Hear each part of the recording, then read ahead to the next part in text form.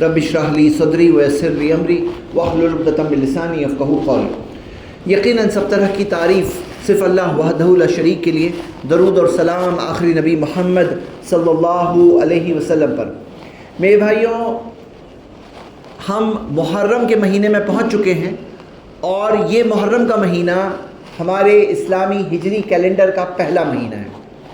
ہوتا یہ ہے کہ بہت سارے لوگ، ان کو یہ تو پتہ ہے کہ 2025 سال چل رہا ہے عیسوی کیلنڈر میں، لیکن یہ نہیں یاد ہوتا ہے کہ یہاں پہ سال کون سا چل رہا ہے۔ مطلب مہینہ پتہ ہونا کئی بار نہیں پتہ ہوتا ہے، لیکن سال بھی لوگوں کو سالوں سال تک نہیں پتہ ہوتا ہے کہ کون سا سال چل رہا ہے۔ تو چلیے سال کے شروع میں ہی سال کون سا چل رہا ہے یاد کر لیتے ہیں۔ یہ 1447 سال ہے جو شروع ہوا ابھی ہجری کیلنڈر کے حساب سے، اور محرم کا مہینہ ہمارے اسلامی ہجری کیلنڈر کا پہلا مہینہ ہوتا ہے۔ اچھا، آج کل ایک نئی چیز سٹارٹ ہوئی ہے، ہیپی نیو ایئر یہاں بھی لوگ بھیجنے لگے ہیں میسج، بعض لوگ۔ یہ الگ بات ہے کہ بہت سارے لوگ محرم کے مہینے کو بہت غم کا مہینہ بتاتے ہیں، اس کے اوپر ہم آئیں گے، لیکن پہلے ہیپی والی بات کر لیتے ہیں۔ ظاہر سی بات ہے یہ ہیپی نیو ایئر کا کنسیپٹ آیا کہاں سے ہے؟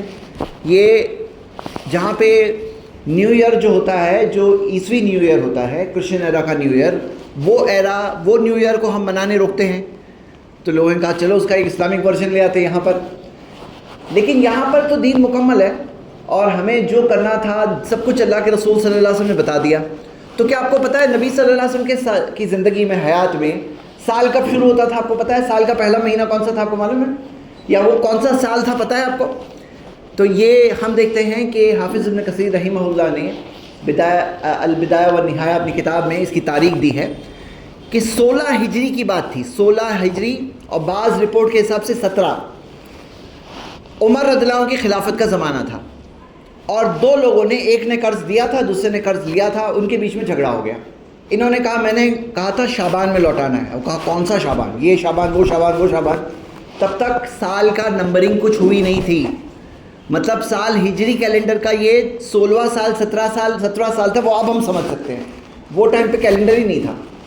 تو تب عمر رضی اللہ عنہ نے بلایا صحابہ کو، مشورہ کیے، الگ الگ مشورے آئے۔ کسی نے کہا کہ جو ہم بیزنٹائنس تھے اس زمانے کے، ہاں جو سیزر آف جو کرسچن امپائر تھا، ان کا کیلنڈر لے لیتے ہیں، جو عیسوی کیلنڈر جو آج چل رہا ہے۔ تو یہ سجیشن اس عمر رضی اللہ عنہ کے زمانے میں آ چکا تھا کہ یہ کیلنڈر لے لیتے ہیں۔ پھر کسی نے کہا نہیں، پرشینز کا کیلنڈر لے لیتے ہیں، عمر رضی اللہ عنہ نے کہا نہیں۔ الگ الگ مشورے آئے، پھر کہا ہم اپنا خود کا کیلنڈر بنائیں گے، ہمارا خود کا کیلنڈر۔ تو پھر کیلنڈر ہوگا، لیکن کیلنڈر کی شروعات کہاں سے کریں؟ تو 4 مشورے تھے الگ الگ۔ ایک مشورہ یہ تھا کہ اللہ کے رسول صلی اللہ علیہ وسلم کی پیدائش جہاں ہوئی اس سال سے شروع کرتے ہیں، پیدائش سے۔ ایک مشورہ تھا کہ جب نبوت ملی وہاں سے شروع کرتے ہیں۔ ایک تیسرا مشورہ تھا کہ ہجرت جہاں ہوئی وہاں سے شروع کرتے ہیں۔ ایک چوتھا مشورہ تھا جب نبی صلی اللہ علیہ وسلم کا انتقال ہوا وہاں سے شروع کرتے ہیں۔ تو پہلے 2 مشوروں کے بارے میں بات یہ تھی کہ کسی میں ہو سکتا ہے کوئی کنفیوژن ہو، کیونکہ وہ زمانے جاہلیت میں ہم دیکھتے ہیں ہجرت سے پہلے کے جو سال تھے بہت مشکل سال تھے۔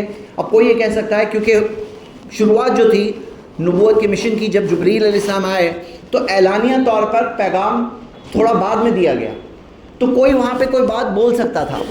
تو کہا کہ کون سی چیز ہے، پہلی دونوں تاریخ چھوڑ دیتے ہیں، نبی صلی اللہ علیہ وسلم کی پیدائش والی بھی چھوڑ دیتے ہیں، اس میں بھی کوئی اختلاف ہو سکتا ہے، اور نبوت کی مشن شروعات ہوئی اس کے اندر بھی کوئی ہو سکتا ہے کچھ کہے۔ تو انہوں نے کہا سب سے نمایاں اور سب سے بڑی چیز کیا ہے؟ ہجرت، اور انتقال کا بھی نہیں لے سکتے، کیونکہ انہوں نے کہا، صحابہ نے کہا کہ ہمارا دم پھر سے تازہ ہو جائے گا جب بھی ہم کہیں گے کہ نبی صلی اللہ علیہ وسلم کے انتقال کے بعد یہ سال۔ تو اسی وجہ سے 16-17 ہجری میں طے ہوا کہ کہاں سے کیلنڈر شروع ہوگا، وہ ہے ہجرت سے شروع ہوگا۔ یہ 16-17 سال گزرنے کے بعد طے ہوا تقریباً۔ اب یہ کہ مہینہ کون سا پہلا ہوگا، کیا یہ نبی صلی اللہ علیہ وسلم کے زمانے میں طے تھا؟ یہ مہینہ، محرم کا مہینہ، پہلا مہینہ، یہ بھی طے نہیں تھا اس زمانے میں، یہ بھی طے نہیں تھا اس زمانے میں۔ یہ کب طے ہوا؟ جب وہ لوگوں نے مشورہ کیا تو ہجرت، ایکچول ہجرت کب ہوئی اور کب ہجرت کی، کہ سارے منصوبے بننا، کام ہونا اس طرف شروع ہو چکا تھا۔ تو آپ کو پتہ ہوگا کہ مدینہ سے جو لوگ گئے تھے حج کے دوران، اور وہ وہاں گئے تھے، انہوں نے بیعت لی تھی، نبی صلی اللہ علیہ وسلم کے پاس عہد کیا تھا، وعدہ کیا تھا کہ ہم آپ کا ساتھ دیں گے، آپ کو سپورٹ کریں گے۔ یہ کب ہوا تھا؟ ذی الحجہ میں، اور اس کا اگلا مہینہ کون سا؟ محرم۔ تو ایکچول ہجرت کی جو سوچ اور ہجرت کی سارے قدم جو شروع ہوئے وہ کہاں سے ہوئے؟ محرم کے مہینے سے شروع ہوئے، اس وجہ سے محرم کا مہینہ پہلا مہینہ ہے۔ تو یہاں پر یہ ترتیب کس اعتبار سے ہے؟ ایک ہمارے پاس یہ چیز اس اعتبار سے ہے کہ اللہ کے رسول صلی اللہ علیہ وسلم کے صحابہ نے محسوس کیا کہ ہم جو دوسرے قوموں کے طور طریقے ہم ان کی مشابہت اختیار کریں گے، کیونکہ حدیث ہے اللہ کے رسول صلی اللہ علیہ وسلم کی، من تشبہ بقوم فہو منہم، جو کسی قوم کی اگر مشابہت اختیار کرے، ان کے جیسے بننے کی کوشش کرے تو وہ انہی میں سے ہے۔ تو انہوں نے اسلامی کیلنڈر لیا، اور آج اگر ہم ان کا جو سسٹم ہے ہیپی نیو ایئر والا وہ ہم لائے یہاں پر، تو ہم کہاں صحیح ہوئے؟ ہمیں نہیں کرنا چاہیے وہ۔ ہمارے پاس اپنی عیدیں ہیں، وہ بھی ایک طرح کا سیلیبریشن ہے نا۔ نیو ایئر کیا ہے؟ ان کا سیلیبریشن ہے، یہ ان کی عید ہے، یہ ان کی ایک ٹائپ کی عید ہوئی۔ ہمارے پاس ہماری عید ہے نا، ہمارے پاس ہمارا سسٹم ہے، تو ہمیں ان کی کاپی کرنے کی کوئی ضرورت نہیں۔ اب یہ دیکھنے کے بعد آئیے وہ لوگوں کی طرف آتے ہیں جو سمجھتے ہیں محرم کا مہینہ ایک بہت ہی غم کا مہینہ ہے، ایسا سمجھتے ہیں، اور یہ بتاتے ہیں کہ محرم کے مہینے میں بعض لوگ کہتے ہیں شادی نہیں کر سکتے۔ بولے محرم میں شادی کر رہے ہو؟ ہاں، محرم کا مہینہ یعنی کہ کوئی بھی بہت خوشی کا کام نہیں کر سکتے، بولتے ہیں بہت غم کا مہینہ ہے۔ کیا ایسا ہے؟ تو بولے کیوں؟ اور آپ کو پتا ہے کہ عاشورے کا جو دن ہے، جو 10 محرم ہے، وہ 10 محرم کے تعلق سے کیا باتیں ہیں؟ مشہور بات یہ ہے کہ مانا یہ جاتا ہے کہ حسین رضی اللہ عنہ جو اس دن شہید ہوئے تھے کربلا کے میدان میں، اور ان کی شہادت اس مہینے میں ہوئی تھی، اسی وجہ سے یہ پورا ایک غم کا مہینہ ہے۔ اور یہ جو 10 دن ہے جو چل رہے ہیں ابھی، جو 10 دن محرم کے 10 دن، ہم جانتے ہیں جگہ جگہ پہ بعض لوگ ماتم کی مجلسیں کرتے ہیں، اور ماتم کی مجلسوں میں اپنے آپ کے سینوں کو پیٹتے ہیں، اور ہم دیکھتے ہیں کالے کپڑے پہنتے ہیں، اور کئی ساری جو چیزیں ہوتی ہیں، کہتے ہیں ہم نہ تھے اے حسین، ہم نہ تھے۔ تو سب سے پہلے تو یہ سمجھنا ہے کہ عاشورے کی دن کی فضیلت جو ہمیں مل رہی ہے، جو اہمیت مل رہی ہے، وہ 61 ہجری میں جب حسین رضی اللہ عنہ شہید ہوئے وہاں سے نہیں ہے۔ عاشورے کے دن کی جو فضیلت ہے پہلے سے ہے۔ چلیے دیکھتے ہیں وہ حدیثیں۔ سب سے پہلے اللہ کے رسول صلی اللہ علیہ وسلم سے پوچھا گیا سئل عن صوم یوم عاشورہ، کہ نبی صلی اللہ علیہ وسلم سے عاشورے کے دن کے روزے کے بارے میں پوچھا گیا، تو نبی صلی اللہ علیہ وسلم نے کہا یکفر السنۃ الماضیہ، پچھلے ایک سال کے گناہوں کا یہ کفارہ ہے۔ پچھلے ایک سال جو گناہ ہوتے ہیں وہ گناہوں کا کفارہ یہ ایک دن کا روزہ ہے۔ تو ہم سب کو پورا ٹارگٹ ڈیٹ بنا کر کے کیلنڈر میں اچھے سے دیکھ کے رکھ لیجئے کہ عاشورے کا دن کون سا دن ہے۔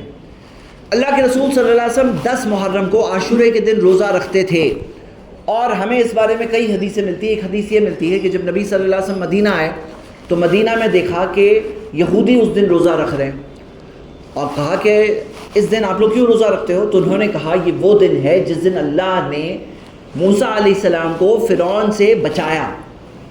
تو اللہ کے رسول صلی اللہ علیہ وسلم نے فرمایا نحن احق بموسیٰ، نحن احق و اولیٰ بموسیٰ منکم، ہم موسیٰ کے تو تم سے زیادہ قریب ہیں، مطلب موسیٰ علیہ السلام کے تم لوگوں سے زیادہ قریب تو ہم ہیں، کیونکہ موسیٰ علیہ السلام کا جو پیغام تھا وہ تھوڑی یہودی لوگ عمل کر رہے ہیں، وہ ہم عمل کر رہے ہیں۔ جو لا الہ الا اللہ کا پیغام انہوں نے پہنچایا، جو اللہ کی فرما برداری کرنے کا پیغام موسیٰ علیہ السلام نے پہنچایا، اور موسیٰ علیہ السلام اس زمانے میں رسول تھے، اور ان کی رسالت انہوں نے پیشن گوئی کی محمد صلی اللہ علیہ وسلم کے بارے میں، جس کے آج بھی ان کے آج کے بدلے ہوئے ان کی کتابوں میں آج بھی وہ پیشن گوئیاں موجود ہے۔ الذی یجدونہ مکتوبا عندہم فی التوراۃ والانجیل، قرآن میں آتا ہے کہ ان کی تورات اور انجیل میں جن کا ذکر وہ پاتے ہیں، اور آج بھی دیکھا جا سکتا ہے کہ ان کے آج کے بدلی ہوئی کتابوں میں بھی محمد صلی اللہ علیہ وسلم کا ذکر ہے۔ تو موسیٰ علیہ السلام نے جن کے بارے میں بتایا تو ہم ان کے زیادہ قریب ہیں۔ تو نبی صلی اللہ علیہ وسلم نے اس دن روزہ رکھے، لوگوں کو بھی حکم دیا روزہ رکھنے کا۔ اور کیا آپ کو پتہ ہے کہ رمضان کے روزے شروع سے فرض نہیں تھے؟ رمضان کے روزے فرض ہونے سے پہلے ایک روزہ فرض تھا، اور وہ روزہ فرض کون سا تھا؟ عاشورے کا روزہ۔ صحیح بخاری کی حدیث ہے کہ عاشورے کا روزہ یعنی 10 محرم کا جو روزہ ہے وہ رمضان کے روزے فرض ہونے سے پہلے فرض تھا یہ روزہ۔ پھر جب رمضان کے روزے فرض ہو گئے تو نبی صلی اللہ علیہ وسلم نے کہا کہ عاشورہ یوم من ایام اللہ، اللہ کے دنوں میں سے ایک دن ہے، جو چاہے روزہ رکھے جو چاہے روزہ نہ رکھے، یعنی کہ ابھی فرض نہیں ہے۔ ہاں فضیلت ہے اپنی جگہ پر، مستحب ہے اپنی جگہ پر، لیکن فرض جو معاملہ ہے، جو رمضان کے روزوں کی فرضیت کے بعد عاشورے کے روزے کی فرضیت منسوخ ہو گئی۔ جیسے پہلے آپ کو پتہ ہے قبلہ کیا تھا؟ بیت المقدس، پھر بعد میں بدل کر کے مسجد حرام ہو گیا۔ تو رمضان کے روزے فرض ہونے سے پہلے کون سا روزہ فرض تھا؟ عاشورے کا روزہ فرض تھا۔ اب میرے بھائیوں، عاشورے کے روزے کے تعلق سے ہم نے باتیں دیکھی، اللہ کے رسول صلی اللہ علیہ وسلم عاشورے کے دن کا روزہ رکھتے گئے. جب اللہ کے رسول صلی اللہ علیہ وسلم زندگی کے آخری سال میں تھے تب کسی نے ان سے کہا کہ اس دن تو یہودی بھی روزہ رکھتے ہیں, وہ بھی رکھتے ہیں, ہم بھی رکھتے ہیں, اور مشابہت سے روکا تھا نبی صلی اللہ علیہ وسلم نے, یہودیوں کی مشابہت سے روکا تھا, کہ مشابہت یعنی ان کے جیسا کام کرنا, ان کی جیسی چیزیں کرنا, ان کی جیسی چیزوں سے روکا تھا. تو اللہ کے رسول صلی اللہ علیہ وسلم نے کہا کہ اگر میں اگلے سال رہا تو میں 9 کو بھی رکھوں گا. نبی صلی اللہ علیہ وسلم نے کہا میں 9 تاریخ کو بھی رکھوں گا اگلے سال رہا تو. لیکن اگلے سال اللہ کے رسول صلی اللہ علیہ وسلم کا انتقال ہو چکا تھا. اسی وجہ سے اللہ کے رسول صلی اللہ علیہ وسلم تھے نہیں, انہوں نے روزہ 9 تاریخ کا تو نہیں رکھا, لیکن کیونکہ خواہش ظاہر کی اسی وجہ سے سنت کیا ہے, صرف 10 تاریخ کا روزہ نہیں ہے, 9 اور 10 دونوں ہے. یعنی ہمیں روزہ رکھنا ہے 9 تاریخ اور 10 تاریخ دونوں روزہ رکھنا ہے. کیا فضیلت ہے؟ یکفر السنۃ الماضیہ, پچھلے سال کے 1 سال کے گناہوں کا کفارہ. اب میرے بھائیوں یاد رکھو, گناہوں میں 2 ٹائپ کے گناہ ہوتے ہیں, ایک ہوتے ہیں کبیرہ گناہ, ایک ہوتے ہیں صغیرہ گناہ. کبیرہ گناہ بڑے بڑے گناہ, بڑے بڑے گناہ کے بارے میں قاعدہ یہ ہے کہ وہ توبہ کے بغیر معاف نہیں ہوتے. جیسے مثال کے طور پہ آپ کو پتہ ہوگی مشہور حدیث, نبی صلی اللہ علیہ وسلم نے کہا کہ ایک جمعہ سے دوسرے جمعہ, جو جمعہ کی نماز ہے وہ ایک جمعہ سے دوسرے جمعہ, یہ اس ہفتے کے گناہوں کا کفارہ ہے. اللہ کے رسول صلی اللہ علیہ وسلم نے واضح طور پر کہا تب تک جب تک آدمی کبائر سے بچے, کبیرہ گناہ سے بچے. کبیرہ گناہ میں کیا چیز ضروری ہے؟ توبہ ضروری. لیکن جو صغیرہ گناہ ہے, چھوٹے چھوٹے گناہ ہیں, ان کی بات ایسی ہے کہ جیسے چھوٹی چھوٹی لکڑیاں ہیں مل کر کے بڑی آگ لگا سکتی ہیں, یا بوند بوند سے سمندر بھر جاتا ہے. تو چھوٹے چھوٹے گناہوں کو ایسا نہیں سمجھنا چاہیے چھوٹے سے کیا ہوتا ہے, کیا ہوتا ہے. کل جب پتہ چلا قیامت کے دن انہی نے برباد کر دیا. یہی بوجھ اتنا بھاری پڑ گیا کہ ہمارے اعمال جو ایک طرف نیکیاں ہوں گی دوسری طرف گناہ ہوں گے, اور گناہوں کا بوجھ اگر کندھوں سے نہیں ہٹا تو باقی رہا. تو اب یہ موقع ہوتا ہے, موقع کہ کم سے کم صغیرہ گناہ تو چلے جائیں, کم سے کم اتنے گناہ تو بوجھ ہلکا ہو جائے گا. تو میرے بھائیوں الحمدللہ رمضان میں اپنے روزے رکھے, اور یوم العرفہ کا روزہ پچھلے مہینے میں ذی الحجہ میں گزر چکا ہے. اب یہ روزے کو کیچ کرنا ہے انشاءاللہ, 9 اور 10 تاریخ دونوں کے دونوں کیچ کرنا ہے, کسی بھی حال میں کیچ کرنا ہے, فرض نہیں ہے, مستحب ہے. لیکن ہم سب کو یہ فکر ہونی چاہیے کل قیامت کا دن ہوگا, کوئی نہیں ہوگا جو کوئی بھی گناہ ہمارے پاس سے لینے والا ہے, ہمارے کندھوں سے کوئی ایک بوجھ نہیں اٹھانے والا ہے, ہم سب کے ترازو میں سے میزان میں سے کوئی اپنے نیکیاں نہیں ڈالنے والا ہے, کوئی ہمارے گناہ نہیں لینے والا ہے. تو یہ موقعوں کو چھوڑنا نہیں چاہیے, یہ موقع ہوتے ہیں. اب آتے ہیں وہ لوگوں کی طرف جو کہتے ہیں کہ غم کا مہینہ ہے, ماتم کا مہینہ ہے. پہلے تو یہ بات یاد رکھو میرے بھائی کہ ماتم کا معاملہ جو بتا رہے ہیں, تو اللہ کے رسول محمد صلی اللہ علیہ وسلم نے فرمایا کہ حلال ہی نہیں ہے, جائز ہی نہیں ہے کہ کسی کی موت پر کوئی شوق کرے. شوق ہوتا ہے نا جو غم 3 دن سے زیادہ. اور ایک بیوہ جو ہوتی ہے اس کے لیے اپنے شوہر کے انتقال کے بعد 4 مہینہ 10 دن تک, جس میں وہ خوبصورتی زینت نہیں اختیار کرے گی, جس کے اندر وہ عدت میں ہوگی. تو یہاں پہ کوئی اجازت نہیں ہے کہ سالوں سال تک آپ غمگین رہو. اس چیز کا مطلب بات سمجھنا چاہیے. جو لوگ کہتے ہیں ہم نہ تھے اے حسین, سوال یہ ہے کہ آپ ہوتے تو کیا کر لیتے, آپ ہوتے تو کیا کر لیتے. مطلب یہ تو اللہ کا فیصلہ تھا, یہ تو اللہ سبحانہ تعالیٰ نے لکھا تھا, اور شہادت ملی حسین رضی اللہ عنہ کو. سیدہ شباب اہل الجنہ, حسن و حسین یہ دونوں جنت کے جو شباب نوجوان ہوں گے ان کے سید, ان کے لیڈرز ہوں گے, تو ان کا تو مقام ہے, اور شہید تھے. تو یہ کہنا کہ ہمیں اس کا غم منانا ہے اتنے سال تک, تو بھائی اگر اتنے سال تک آپ مناؤ گے تو قرآن میں تو اللہ سبحانہ تعالیٰ نے ذکر کیا ہے کہ کتنے انبیاء تھے جن کا قتل کر دیا گیا. کہیں بھی اللہ تعالیٰ نے یہ نہیں کہا کہ تمہیں ان کا غم منانا ہے. اللہ کے رسول صلی اللہ علیہ وسلم کے زمانے میں خود آپ دیکھو گے خدیجہ رضی اللہ عنہا کس دن انتقال ہوا, ان کے چچا حمزہ رضی اللہ عنہ کس طرح سے شہید ہوئے, مطلب شہید ہوئے احد کے میدان میں, اور کس طرح سے جو شہید ہونے کے بعد ان کے جسم کو کیا کیا گیا, مطلب پارٹس ہم دیکھتے ہیں کہ مسلح کرنا, مسلح یعنی کہ جو جسم کے جو پارٹس ہوتے ہیں کان ناک وغیرہ کاٹے گئے, ایسا بھی معاملہ ہوا. اللہ تعالیٰ نے ان کو شہادت دی کا بہت بڑا مقام الحمدللہ. ان کی قربانیاں ہیں نا, یہ سب کی قربانیاں ہیں کہ آج ہم لوگ یہاں دین اسلام پر چل رہے ہیں, کہ الحمدللہ اسلام کا پیغام اتنا دنیا بھر تک پہنچا. تو اللہ نے ان کو ان کا مقام دیا. لیکن اگر آپ دیکھو میرے بھائی جمع کرنا شروع کرو گے تو سال میں کیا کوئی ایسا دن بچنے والا ہے جس دن کسی نہ کسی کا انتقال نہیں ہوا. مطلب سال کے ہر دن میں کسی نہ کسی کا تو انتقال ہوا ہے, کوئی نہ کوئی تو شہید ہوا ہے. تاریخ میں, ہسٹری میں کوئی نہ کوئی تو مل ہی جائے گا. اب ایسا اگر ہم جمع کرنا شروع کریں تو ہر دن غم کا ہی دن بن جائے گا. اور جو لوگ اپنے آپ کو مارتے ہیں، کچھ لوگ ہاتھ سے سینہ پیٹتے ہیں، کچھ لوگ زنجیر لے کر پیٹھ پہ مارتے ہیں، کچھ لوگ ایسی چھریاں وغیرہ لے کر کے پیٹھ پہ مارتے ہیں، سر پہ مارتے ہیں، ہاں جو الگ الگ چیزیں ہیں. اب آپ بتاؤ حسین رضی اللہ عنہ خود اگر دیکھتے ہی تو کیا پسند کرتے؟ کیا پسند کرتے کہ ان کے نام میں لوگ اس طرح سے اپنے آپ کو مار رہے ہیں، پیٹ رہے ہیں؟ آپ خود اپنے بارے میں سوچو اگر ہم میں سے کسی کا انتقال ہو اور آپ کو اگر اللہ تعالیٰ نے، ایسا ہوتا نہیں ہے، دنیا میں واپس جانے والے واپس نہیں آتے، لیکن اگر سوچو کہ کوئی شخص واپس آئے، اس کو پتہ چلے کہ اس کے بیوی بچے، اس کے سب لوگ اپنے آپ کو مار رہے ہیں، پیٹ رہے ہیں سالوں سال تک، تو کسی کو خوشی ہوگی کیا؟ یہ دیکھ کے کسی کو اچھا لگنے والا ہے؟ اور کون اپنے آپ کو مارتا ہے؟ اپنے آپ کو مارنا اسلام میں حرام ہے. آپ کو پتہ ہے یہ جسم جو ہے نا، یہ اللہ کی دی ہوئی امانت ہے. یہ جسم اللہ کی دی ہوئی امانت ہے. آپ کو پتہ ہے ان لجسدک علیک حق، صحیح بخاری کی حدیث ہے، تمہارے جسم کا تم پر حق ہے. یہ جو تمہارا جسم ہے، یہ ہمارا جسم ہے، اس کا ہم پر حق ہے. ہمیں اللہ کو جواب دینا ہے کہ یہ جسم میں نے کیسے استعمال کیا. تو کس نے تمہیں حق دیا ہے کہ تم چھریوں سے اپنے آپ کو مارو پیٹو؟ کس نے تمہیں حق دیا ہے؟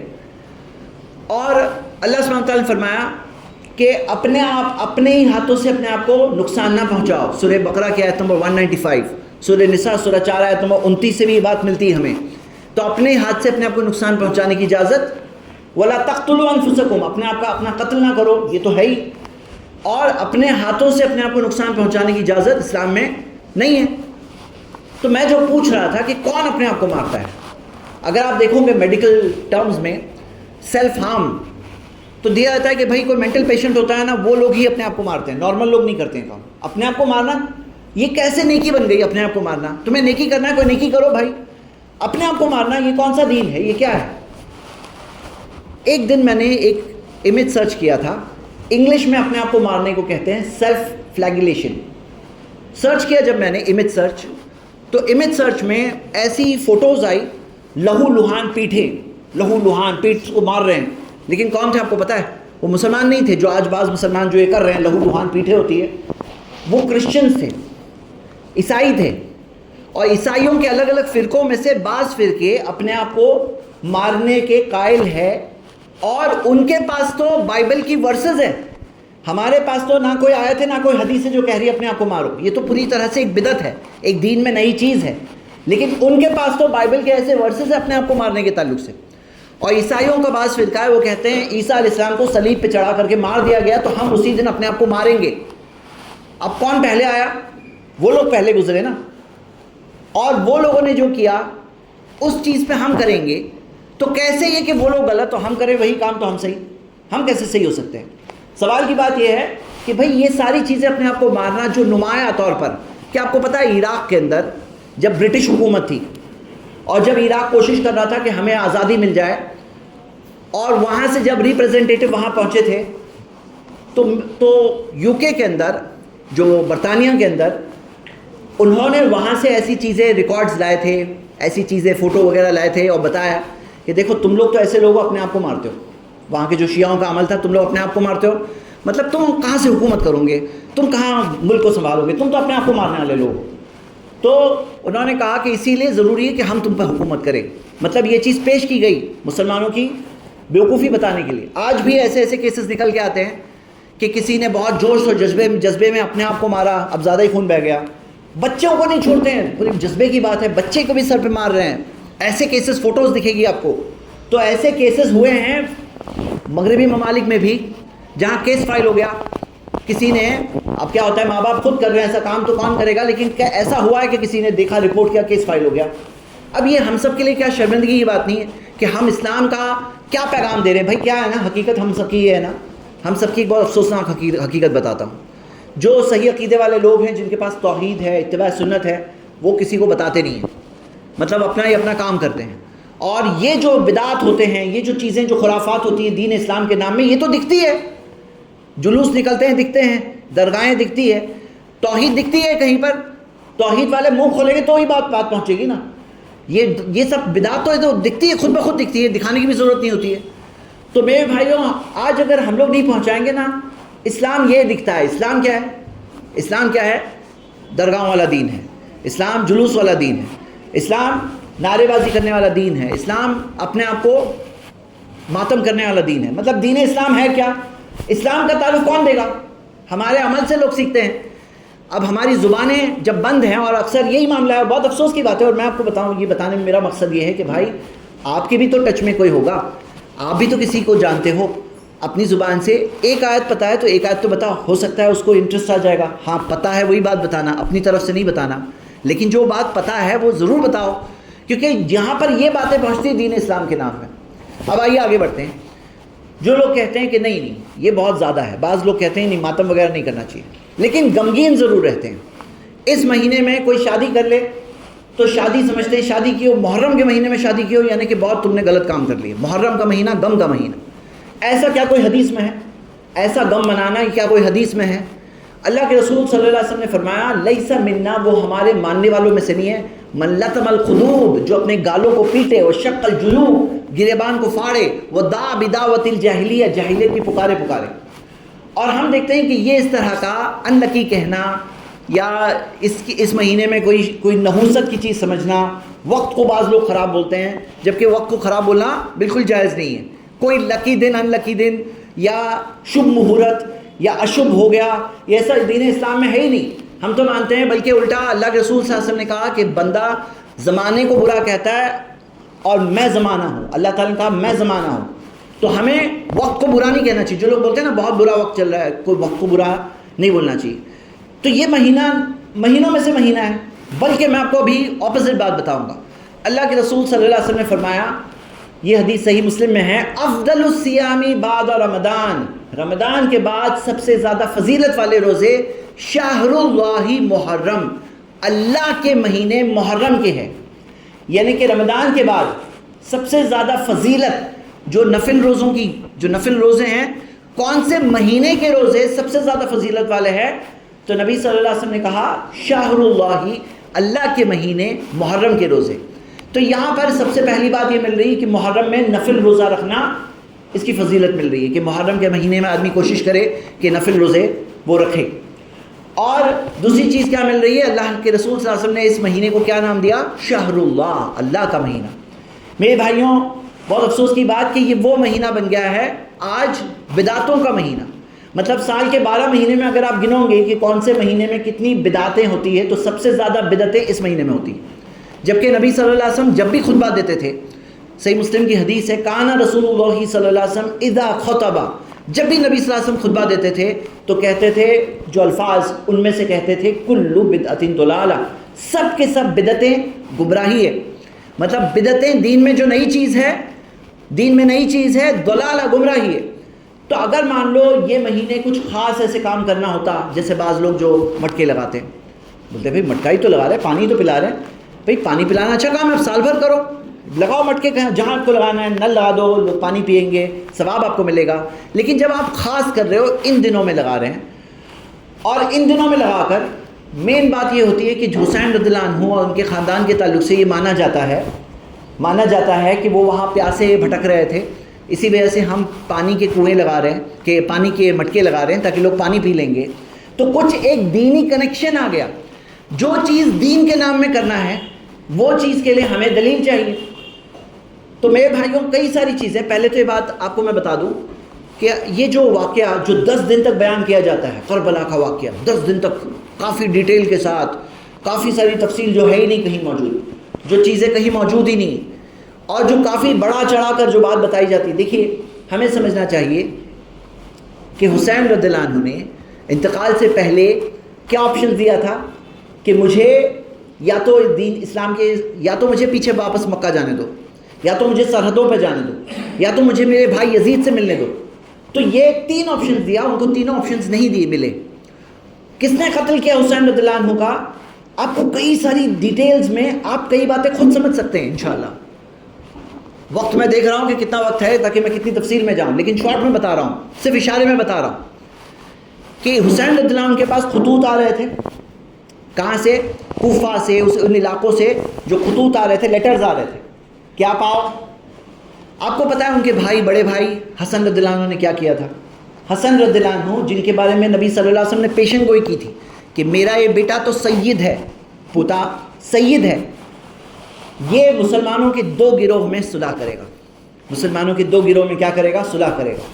آپ کو پتہ ہے کہ علی رضی اللہ عنہ کے زمانے سے ایک اختلاف ہو گیا تھا اور معاویہ رضی اللہ عنہ اور بعض صحابہ وہاں پر الگ تھے، کچھ بنیادیں تھیں، تفصیلات تھیں. اب دو گروہ تھے مسلمانوں کے، دو الگ الگ حکومتیں تھیں. علی رضی اللہ عنہ کا انتقال ہوا، اگلے خلیفہ کون بنے؟ حسن رضی اللہ عنہ بنے.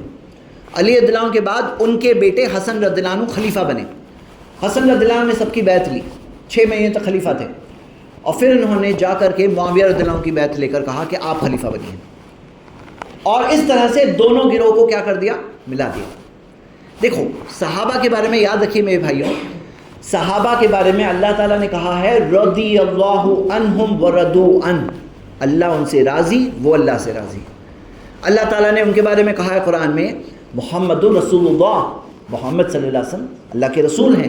والذین معہ اشداء علی الکفار رحماء بینہم، جو ان کے ساتھ ہے کفار پر سخت ہے، آپس میں رحم کرنے والے ہیں. رحماء بینہم کس نے کہا؟ یہ آپس میں رحم کرنے والے. اب آپ کو بہت ہی جو کہانیوں میں ملے گا دونوں میں ایسا جھگڑا تھا، دونوں میں بغض تھا، نفرتیں تھی، کس کی بات مانو گے؟ اللہ کی بات مانو گے رحماء بینہم، یا یہ باتیں بیان کرنے والوں کی بات مانو گے؟ کس کی بات مانو گے؟ یہ جو باتیں بولتے ہیں آج کل، صحابہ پہ تان کستے ہیں، صحابہ کے بارے میں بولتے ہیں. ارے بھائی کون لوگ تھے وہ؟ صحابہ کون تھے؟ پہلے بات تو سمجھو. یہ وہ لوگ ہیں جنہوں نے نبی صلی اللہ علیہ وسلم پہ تب ایمان لایا، تب ساتھ دیا، تب سپورٹ کیا جب کوئی نہیں تھا. پوری دنیا کفر سے بھری ہوئی تھی، اور یہ چند لوگ تھے جنہوں نے ایمان لایا تھا. کن کے بارے میں کہہ رہے ہیں؟ بھائی ایک مثال لیجیے، ایک چھوٹا سا پودا ہے، وہ پودے کو کوئی آ کے پانی ڈالتا ہے اور سنبھالتا ہے، اور کوئی ہے جو پیڑ بن گیا اس کے بعد میں آ کے پانی ڈال رہا ہے. دونوں میں فرق ہے کہ نہیں ہے؟ ہم آج اس زمانے کے لوگ ہیں جہاں 200 کروڑ مسلمان ہیں، ہم بھی ہیں ان میں سے. اور نبی صلی اللہ علیہ وسلم کے صحابہ وہ لوگ ہیں جو کوئی ایمان والا نہیں تھا، یہ لوگ ایمان والے تھے، انہوں نے ساتھ دیا، سپورٹ دیا، اللہ کے سچے رسول پہ ایمان لائے، اپنی جانیں تک دے دی. یہ وہ لوگ ہیں جنہوں نے ساتھ دیا. آپ ان کا مقام کیا ہے اور ہمارا مقام کیا ہے؟ کیا ہمارے پاس کوئی حق ہے کہ ہم ان کے بارے میں کوئی بات کہیں جن کے بارے میں اللہ نے کہا رضی اللہ عنہ، اللہ ان سے راضی. جب اللہ ان سے راضی ہے، اللہ تعالیٰ ان کے دلوں کے حال کو جانتا ہے. اللہ تعالیٰ نے کہہ دیا کہ اللہ تعالیٰ ان کے دلوں کے حال کو جانتے ہوئے اللہ تعالیٰ ان سے راضی ہے، پھر ہمیں کیا حق بنتا ہے کہ ہم ان کے بارے میں کچھ کہیں؟ اب دیکھیے یہاں پر جو یہ اختلاف تھا حسن رضی اللہ عنہ نے دونوں کو ملا دیا، کیونکہ اختلاف جو تھا صرف سیاسی تھا. میرے بھائیوں یہ اختلاف میں بھی سیکھنے کی باتیں ہوتی ہیں. سیکھنے کی باتیں ہوتی ہیں کہ کبھی ابھی ہم بھی نیک کام کرنے نکلتے ہیں، کبھی یہاں بھی اختلاف ہو جاتے ہیں، تو ہمیں کیسے سلجھانا ہے. ان کی سوچ میں اختلاف نہیں تھا، منہج میں، ان کی دینی سوچ میں فکری اختلاف نہیں تھا، یہ سیاسی اختلاف تھا.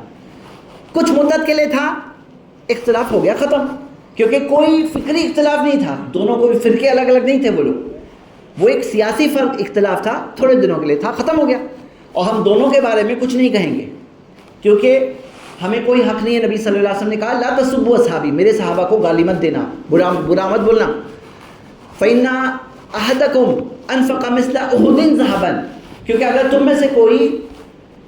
میں سے کوئی احد پہاڑ کے برابر سونا بھرے، سونا خرچ کرے، احد پہاڑ کے برابر سونا، ما بلغ مد أحدهم ولا نصیفا، تم ان کے ایک مد کے برابر نہیں ہو سکتے، نہ آدھے مد کے. ایک ہاتھ جو انہوں نے دیا صدقے میں اس کے تم برابری نہیں کر سکتے ایک احد کے پہاڑ کے برابر سونا دے کر، کیونکہ جگہ جگہ کا فرق ہے نا. جو وہ سچویشن تھی ایک یہ سچویشن ہے. اب میرے بھائیوں یہ تھے حسن رضی اللہ عنہ جنہوں نے صلح کرائی. اب حسین رضی اللہ عنہ کے پاس خطوط آ رہے ہیں. اب جو خطوط آ رہے ہیں تو آپ دیکھیے کہ ان کے سامنے کس کی مثال ہے؟ ان کے بھائی کی مثال ہے. جو حسن رضی اللہ عنہ نے کیا، شروع میں کہتے میں خلیفہ نہیں بنتا ہوں. اگر حسن رضی اللہ عنہ ایسا کرتے تھے، شروع میں کہتے میں خلیفہ نہیں بنتا ہوں، میرے خیال سے معاویہ رضی اللہ عنہ کو بننا چاہیے، تو کیا لوگ مانتے تھے؟ نہیں مانتے تھے. وہ خلیفہ بنے، سب کی بیعت لی، سب کی بیعت لینے کے بعد پھر جا کے مل گئے. اب گمان کے اعتبار سے ہم یہ بھی تو گمان کر سکتے ہیں کہ حسین رضی اللہ عنہ بھی اپنے بھائی جیسا کچھ کرنے جا رہے تھے، کہ وہ لوگوں کو لے کر کے جا کر ملا کر جو اختلاف کچھ لوگ کرنے کی کوشش کر رہے تھے ان کا اختلاف ختم کرنے کی کوشش کر رہے تھے. ہم اچھا ہی گمان کریں ان کے بارے میں. اب جو لوگوں کے خطوط تھے، جب انہوں نے دیکھا کہ حسین رضی اللہ عنہ کا کیا پلان ہے، تو کس کے لیے معاملہ تھا؟ کون چاہے گا کہ وہ شہید ہو جائے؟ جو لوگوں کے خطوط تھے، جو فتنہ کرنے والے، فساد کرنے والے، بغاوت کرنے والے، ایسے جو لوگ تھے، وہ لوگوں کے لیے تو بات تھی خطرے کی. تو کس کے اوپر شک کا اشارہ کس طرف جا رہا ہے؟ کون لوگوں نے ان کو شہید کیا ہوگا؟ جو بعض لوگ اس طرح سے صحابہ پر اور ان پر، جیسے معاویہ رضی اللہ عنہ کو لوگ ٹارگٹ کرتے ہیں، آج کتنی ساری باتیں اعوذ باللہ اللہ کی پناہ ایک صحابی رسول کے بارے میں کہتے ہیں، ان کے بیٹے یزید کے بارے میں کہتے ہیں معاویہ نے اپنے بیٹے یزید کو خلیفہ بنا دیا رضی اللہ عنہ، معاویہ رضی اللہ عنہ۔ اب آپ دیکھو گے تو علی رضی اللہ عنہ نے بھی اپنے بیٹے حسن رضی اللہ عنہ کو خلیفہ بنایا، دونوں نے بنایا۔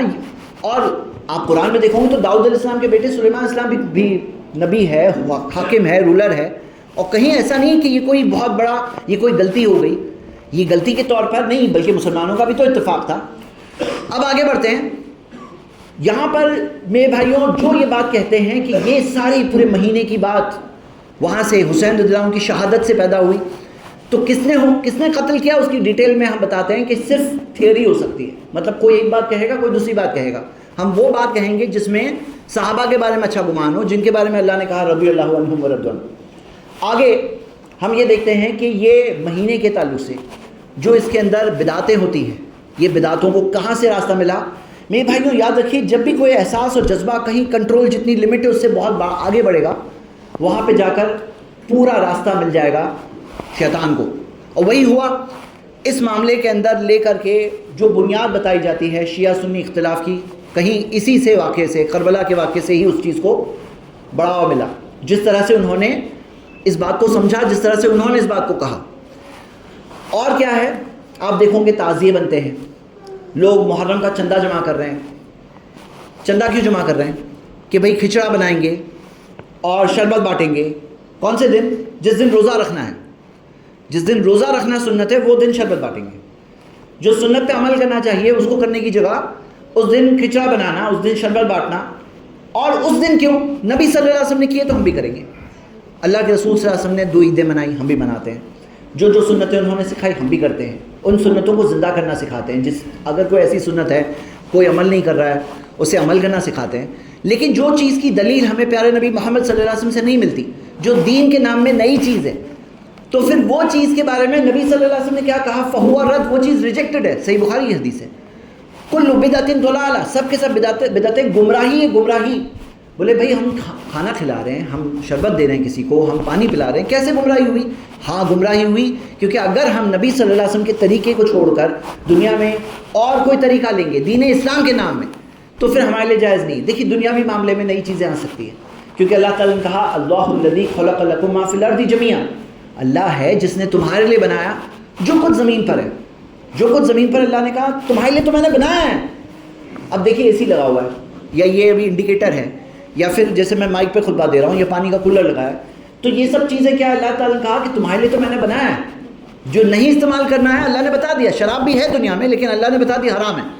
تو دنیاوی چیزوں میں ہر چیز حلال ہے جب تک ثابت نہ ہو جائے کہ حرام، لیکن عبادت کے اندر اگر نئی چیز لائیں گے فہو رد، کل بدعت ضلالہ، قیامت کے دن نبی صلی اللہ علیہ وسلم سخت ناراض ہو جائیں گے، حوض کوثر سے بھیج دیا جائے گا۔ مطلب میرے بھائیوں یہ حقیقتیں ہیں۔ اب ان تمام چیزوں کے بعد ہم اور آپ بھی رہتے ہیں مسلمانوں کے ایسے ایک الحمدللہ بڑی آبادی، دنیا کی بہت بڑی آبادی ہمارے ملک میں ہے، اور بہت افسوس کی بات کہ اکثر مسلمانوں کو چیزیں ہی نہیں معلوم ہے، قرآن میں کیا ہے، حدیث میں کیا ہے، وہ بیسک چیز نہیں پتہ ہے۔ اب میرے بھائیوں سوچو اگر آپ ایسی جگہ پر رہتے جہاں دیکھو صرف نیک لوگ دکھ رہے ہیں، صرف نیک صالحین، جیسے بالکل صحابہ جیسے لوگ رہ رہے ہیں، اگر ہم لوگ سب ویسے جگہ پہ رہتے تو آپ کے پاس کوئی موقع نہیں تھا کہ آپ کسی کو کوئی بات بتاؤ۔ آپ کس کو بتاؤں گے؟ سب اتنے سے نیک صالحین بالکل سب ویسے ہی لوگ رہتے ہیں، کس کو کیا بتانے والے ہو؟ لیکن ہم سب ایسی جگہ پہ رہتے ہیں جہاں بہت سارے لوگ ویسے ہیں جن کو کچھ بھی نہیں معلوم، جو بدعتیں کرتے ہیں، جو وہاں جا کے تعزیوں پہ جا کر دعا کرنے لگتے ہیں، چڑھاوے چڑھانے لگتے ہیں۔ یعنی ایک ہے درگاہ پر، ایک ہوتا ہے اس کا کاپی ریپلیکا، وہاں جا کر اس پہ دعا کرنا، حالانکہ دعا کس سے کرنا چاہیے؟ اللہ سے۔ ساری چیزیں قل ان صلاتی و نسکی، جو دعا پڑھے تھے نا قربانی کرتے وقت، کہو میری نماز، میری قربانی، و محیایا و مماتی، میری زندگی میری موت، للہ رب العالمین، سب اللہ ہی کے لیے جو سارے جہانوں کا رب ہے۔ تو یہاں پر میرے بھائیوں ساری عبادتیں صرف اللہ کے لیے۔ اب خیر خائی، یعنی سب سے بڑی خیر خائی کیا ہے؟ آپ کسی کے لیے اچھا چاہتے ہو نا میرے بھائیوں، ان کو جہنم کی آنکھ سے بچانے کی کوشش کرو۔ آپ کہو کہ بھائی کوئی کھڈے میں گر رہا ہے اور میں اس کا بہت بڑا خیر خواہ ہوں، جانے دو اس کو، یہ خیر خائی ہے؟ آپ کو اگر پتہ چلا کس کا احسان ہے؟ اللہ کا احسان ہے۔ علم پختہ حاصل کرو، قرآن میرے بھائیوں پڑھو، اللہ کے لیے پڑھو میرے بھائیوں۔ آج تو اتنی آسانی ہے، موبائل میں قرآن ایپ ڈال دو، تھوڑا پڑھو، جو باتیں آپ کے سامنے رکھی جا رہی ہے آیت کھولو، چیک کرو، اور پھر کسی اور کو بھی بتا دو۔ آپ کو ایک بات پتہ چلی ایک اور کو بتا دو، اسی طرح سے تو معلومات پھیلے گی، اسی طرح سے تو یہ چیزیں ختم ہوگی۔ بھائی قرآن حدیث میں ہے تو ہم لوگ سب مل کے کریں گے، ہم لوگ سب مل کے تعزیہ بنائیں گے، ہم لوگ سب مل کے سبیلے لگائیں گے۔ لیکن جب نہیں ہے اور دین ہے، یہ دین کے نام میں ہے، یہ کوئی دنیاوی چیز تھوڑی ہے، جو دنیاوی چیز تھوڑی ہے۔ جو دین ہے وہ 1400 سال پہلے مکمل ہو گیا، اس کے اندر نئی چیز نہیں آ سکتی۔ تو میرے بھائیوں یہ بنیادی چیز ہے، اور یہ مہینہ وہ مہینہ ہے جس کے اندر بہت ساری گمراہیاں ہیں۔ یاد رکھو جب کوئی آپ کے پاس آئے گا، آپ کے گھر میں کھچڑا دے گا یا کچھ دے گا کہ بھئی یہ فلاں آج کا ہے، تو سمجھ لینا ہے میرے بھائیوں، یا تو آپ ہدایت کے راستے میں تعاون کرو گے یا تو آپ گمراہی والوں کے ساتھ تعاون کرو گے۔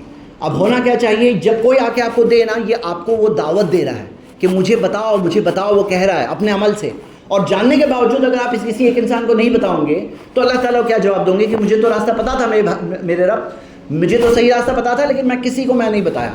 تو کیا جواب دیں گے ہم اللہ تعالیٰ کو؟ یہ خیر خواہی ہے؟ کیا ہم ایسا کریں گے لوگوں کے ساتھ؟ میرے بھائیوں یہ بنیادی ایک پیغام ہے۔ اللہ سے دعا اللہ ہم سب کو نبی صلی اللہ علیہ وسلم کی سنتوں پر قائم رہنے والا بنا دے، بدعتوں سے بچنے والا، گمراہیوں سے بچنے والا بنا دے۔ اللہ ہمیں دین کا صحیح فہم عطا فرما، صحیح سمجھ عطا فرما، اپنے گناہوں سے توبہ کرنے کی توفیق عطا فرما۔ اللہ ہمارے مسلمان بھائیوں کی مدد کر دے، دنیا میں جہاں جہاں وہ پریشان ہیں ان کی مدد کر دے، ان کی حفاظت کر دے۔ اللہ تو راستہ نکال دے، جہاں کوئی راستہ نہیں تو راستہ نکالنے پر قادر ہے، اللہ تو راستہ نکال دے، ہمارے بھائیوں کی مدد کر دے۔ اقول قولی ھذا واستغفر اللہ لی ولکم ولسائر المسلمین من کل ذنب واستغفروہ انہ هو الغفور الرحیم۔